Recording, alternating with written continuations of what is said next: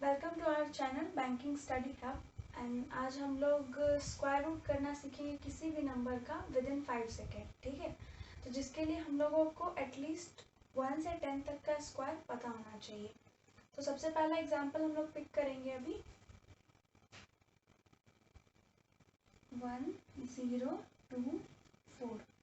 इसका square root निकाल के देखेंगे। ठीक है, उसके लिए सबसे पहले हमें ये पता होना चाहिए कि 4 कौन कौन से स्क्वायर के एंड में आता है। ठीक है, सबसे पहले हमें यहाँ पे दिख रहा है कि 2 और यहाँ पे 8, इन दोनों स्क्वायर के एंड में 4 आता है। तो ये दोनों स्क्वायर हम लोग यहाँ पे लिख लेंगे 2 और 8। ठीक है, और अब हमें ये देखना है कि ये लास्ट के 2 डिजिट को छोड़ के जितना डिजिट यहाँ पे आएगा वो कौन से स्क्वायर के बीच में लाई करता है। तो हमें यहाँ पे क्लियरली दिख रहा है कि 3 और 4 के बीच में 10 लाई करता है। तो उसमें से जो स्मॉलर नंबर होगा वो हम लोग पिक करेंगे। तो स्मॉलर नंबर यहाँ पे 3 है, तो हम लोग पहले 3 पिक कर लेंगे। तो ये तो आइदर 32 का स्क्वायर होगा या 38 का स्क्वायर होगा। अब ये 32 का स्क्वायर है या 38 का, ये फाइंड आउट करने के लिए हम लोगों को 3 को उसके नेक्स्ट नंबर के साथ, चूंकि हम लोगों ने यहाँ पे 3 लिया है स्मॉलर नंबर, तो 3 को उसके नेक्स्ट डिजिट के साथ मल्टीप्लाई करके देखना पड़ेगा। ठीक है, मल्टीप्लाई करने के बाद हमें यहाँ पे रिजल्टेंट मिलता है 12। ठीक है, अब हमें 12 को इस 10 के साथ कंपैरिजन करना पड़ेगा कि ये 10 बड़ा है या 12। तो हमें यहाँ पे क्लियरली दिख रहा है कि 12 बड़ा है। ठीक है, और 10 उससे कम है। तो यहाँ पे जो इसका स्क्वायर होगा ना वो स्मॉलर नंबर होगा, क्योंकि 10 12 से कम है, इसलिए ये जो स्मॉलर नंबर होगा वो यहाँ पे इसका स्क्वायर रूट होगा।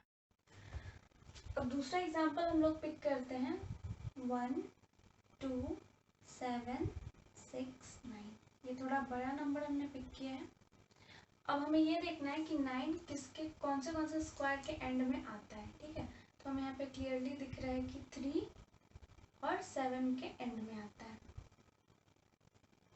3 और 7 के। एक और तरीका है दूसरा एस्पेक्ट फाइंड आउट करने का, कि पहला हमें पता है कि 3 के स्क्वायर के एंड में 9 आता है, तो हम लोग 10 से 3 को अगर लेस करते हैं तो भी हमारे पास यहाँ पे 7 आ जाएगा।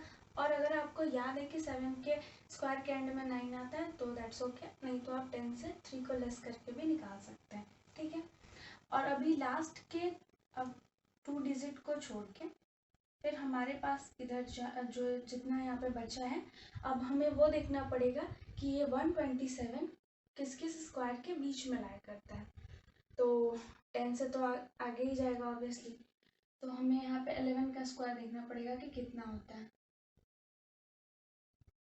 11 का स्क्वायर होता है 1 2 1। अब ये 1 2 1 से ज़्यादा है तो 12 का भी हम लोग यहाँ पे लेके देख लेते हैं कितना होता है। 12 का स्क्वायर हमें यहाँ तक कि पता है 144 होता है। तो हमें ये पता चल गया कि 11 और 12 के स्क्वायर के बीच में लाई करता है। तो यहाँ से भी हम लोग स्मॉलर नंबर पिक कर लेंगे। 11 और 12 में 11 स्मॉलर है, हम लोग पिक कर लेंगे और यहाँ पे लिख देंगे। ठीक है,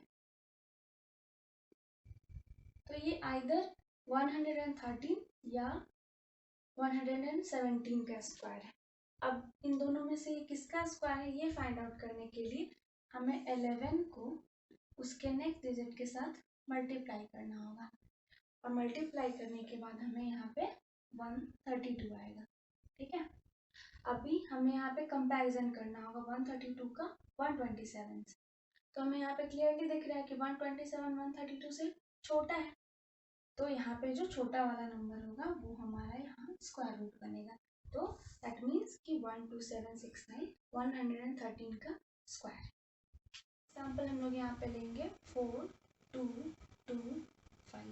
ओके, अब हमें यहाँ पे देखना होगा कि 5 कौन से स्क्वायर के एंड में लाई करता है। तो यहाँ पे एक ही नंबर ऐसा जिसके एंड में 5 आता है और कोई भी नहीं आता है 1 से 10 तक के बीच में। तो यहाँ पे ये तो पता है कि ये जिसका भी स्क्वायर है उसके एंड में 5 आएगा। ओके, ये कंफर्म हो गया यहाँ से। अब फिर लास्ट के 2 डिजिट को छोड़ के हमें ये देखना पड़ेगा कि ये 42 किस किस स्क्वायर के बीच में लाई करता है। तो हमें यहाँ पे क्लियरली दिख रहा है कि 6 और 7 के बीच में लाई करता है। ठीक है, तो हमें यहाँ पे इंटू करने का नीड ही नहीं है, क्योंकि यहाँ से हम लोग सीधे स्मॉलर नंबर पकड़ लेंगे 6 और यहाँ पे लिख देंगे। दैट मीन्स ये 65 का स्क्वायर है हमारा। सो इस मेथड से आप किसी भी नंबर का स्क्वायर रूट 5 सेकेंड के अंदर निकाल सकते हैं। ये पॉसिबल है अगर आप प्रैक्टिस अच्छे से करेंगे तो माइंड में कैलकुलेशन करके 5 सेकेंड के अंदर निकाला जा सकता है। So thank you.